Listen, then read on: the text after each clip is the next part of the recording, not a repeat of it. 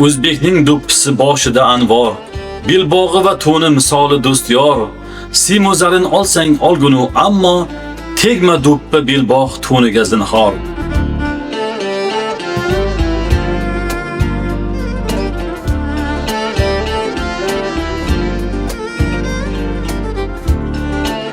Milliylik bu faqat til yoki hudud emas, balki ajdodlarimizdan meros bo'lib kelayotgan qadriyatlar, urf-odatlar va an'analar majmuasidir.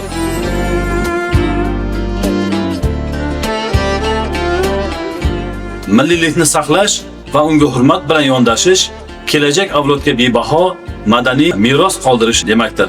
Milliy liboslar esa ana shu milliyligimiz va qadriyatlarimizning yorqin timsolidir. Ular xalqimizning tarixini, madaniyatini, dunyo qarashini o'zida aks ettiradi.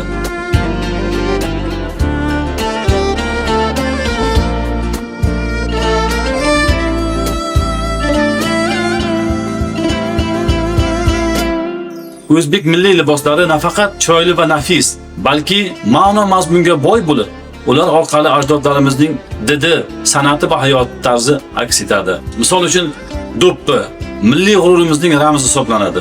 Bu faqat naqshlari orqaligina emas, balki an'anaviy ifodasi bilan ham bebahodir. Atlas va adras beqiyos nafosat va nafislik ramzi. Aziz yurtdoshlar, qadrli hamshaharlar, bugungi kunda milliy liboslar zamonaviy modaga uyg'unlashtirilib, kundalik hayotimizda ham keng qo'llanmoqda.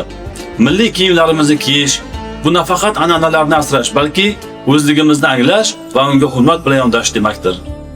Shunday ekan, qadriyatlarimizni har birimiz faxr bilan namoyon qilaylik. O'zligimizni asraylik. Ajdodlarimizdan qolgan bebaho merosni dunyoga ko'z-ko'z qilaylik.